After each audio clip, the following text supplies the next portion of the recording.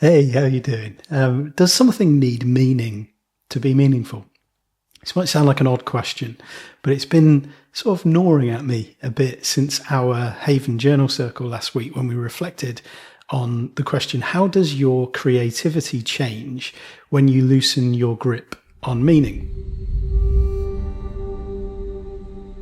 And so in this Notes from a Slow Coach video, I want to explore how our urge to find and to control and to cling to meaning can sometimes stiffen the creative spirit, and how we might reconnect with the lightness and the playfulness that might not have definitive meaning, but can lead into things that carry meaning for us. These thoughts pull on a few threads from that journal circle conversation, especially around the paradox that meaningful experiences often seem to emerge as we sort of reflect on those times in our lives when it's happened, when we stop insisting that they must mean something. It's akin to the backwards law, which says that, trying to cling tighter to something may repel it, may cause us to lose our grip on it, and holding less tightly can actually give us a better chance of getting the thing or holding the thing that we're looking for in a sustainable and coherent way. I don't know if you remember social media before the algorithms took over. There was a time where Twitter, I used to love Twitter, and it would organically erupt at times into these trends that you could never see coming. And they often made no sense, and they didn't need to make sense. But people joined in because it was kind of playful and somewhat absurd and often meaningless. And I was reminded of those days recently on Threads when I was scrolling through, and I saw something that Penguin Random House had posted as part of a trend. Yikes. Unfollowing him now. Was a huge fan of his work. Was not aware he made a monster. Now, it doesn't take much to sort of figure out what that is referring to. And they were joining a trend where fictional characters from books or movies or whatever were being treated as real accounts with questionable behavior, essentially cancelling fictional characters. And the responses were really interesting. The comments underneath this post, there was outrage about the unprofessional tone of a corporate account, not to mention the poor grammar. There were people who were convinced around the fact that the social media manager for Penguin Random House must have posted from the wrong profile. There were others excitedly demanding to know who is it that we're cancelling? I need context. Give me more of this. And the people who were just saying, you can't just post that, you need to say who you're talking about, and taking it very much at face value. And then there were people who were like, it's a joke about Frankenstein. And then there were people who were like, it's not a joke about Frankenstein, it's a joke that uses Frankenstein to make a point about us. It's to make a point about social media and how predictable all of this is. I don't know, at face value, it really echoed those early days of internet absurdity and the stuff that people used to play with and the trends that used to just take off, because I guess almost like from a sense of boredom, from a sense of like people playing. But with this, I noticed something shifted here. The appreciative comments that were enjoying what Penguin had done focused less on that playful nonsense. It wasn't about like, oh yeah, this is fun, I'm going to do one as well. I noticed a lot of comments, appreciative comments, that were focusing on the marketing prowess of this post. Someone saying, this is really well done. Here, take my attention. And so whatever the original intent was, the post was being viewed through the lens of productivity mechanics. I was also thinking about the 6-7 trend from this angle. A viral phenomenon that lacks any real purpose. And while the numbers stem from an original meme that comes from another source, the lack of clarity over its meaning is the fuel beneath its viral spread. People have been driven to distraction, seeking to understand what it means. South Park satirized it really well with Peter Thiel leading the charge, desperate to decode the numbers that are causing Cartman to be sick from laughing every time he hears them. And that's kind of the point, that these kinds of trends aren't new, despite people getting into these moral panic modes where it's like, why are kids today doing stuff that doesn't mean anything? So we've always done that. This has existed long before algorithms, long before the internet. And they survive because they don't mean anything in a neatly graspable sense. Meaninglessness has always been a portal to belonging, to rebellion, to play. It's this in-joke that has spread.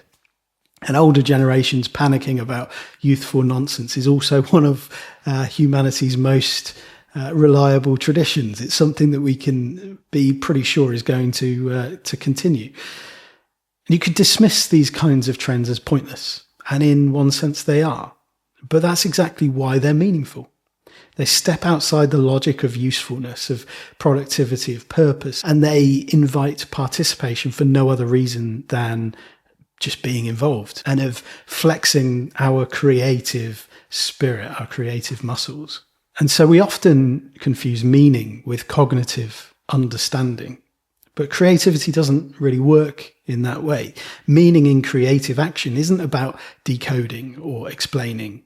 It's relational. It's connection between ideas, between objects, between people through time and space. It's something intuitive, a kind of communion that exceeds language. It can be underpinned by a desire to say something specific for people to hear.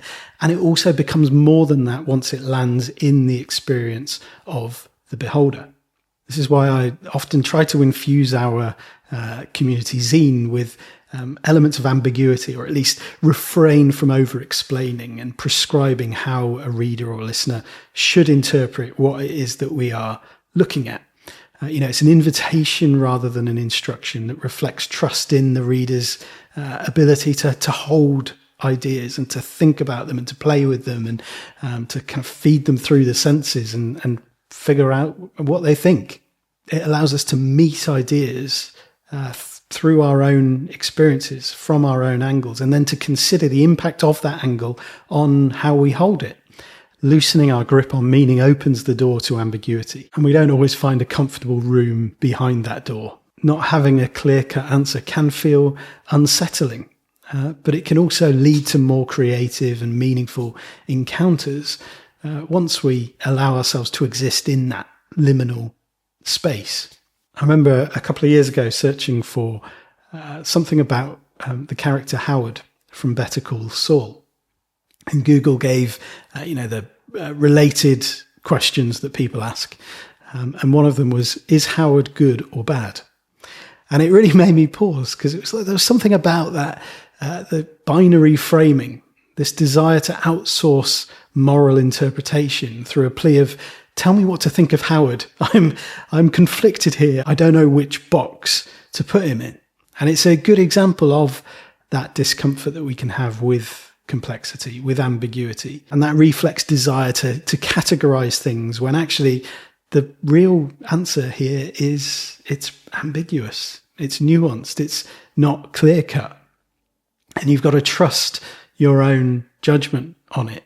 Figure out what is it that tells you how this character is, and to open up those personal constructs that we use, maybe beyond goodies versus baddies. So how does your creativity change when you loosen your grip on meaning? You might find yourself shifting from a more concrete conceptual approach where creativity is used to analyze, to categorize, to work things out, to a more experimental approach where mystery becomes the fuel. It's more akin to that organic emerging that came through the pre-algorithmic trends, where one thing sparks another and you start to just enjoy that path that is, let's try that, let's do a bit of that. And things become meaningful. Not because you set out with a meaning that you intend to convey necessarily, but because being alive in the moment through the flow of creativity is an inherently meaningful place to be. And I mean, if you want sort of more concrete examples of this, just think about the memories that stay with you for no real obvious reason. Maybe the memory of spending the day with someone where nothing much happened and it wasn't remarkable. It wasn't particularly significant, but it's a really meaningful memory. And life is full of these little pockets of time that really feel significant. They really feel meaningful because they weren't trying to be meaningful. And maybe we don't need to know what something means before we let it out into the world, let it out through us. Perhaps it's sharing it that matters, and the meaning will take care of itself. Love to hear what you think of this. Has it sparked anything in you? Maybe connected some dots, or just you've got some questions that you'd be interested to follow up on. Do get in touch. I'd love to hear from you. And I'll be back again soon with another note from a slow coach. All right. See you soon. Bye.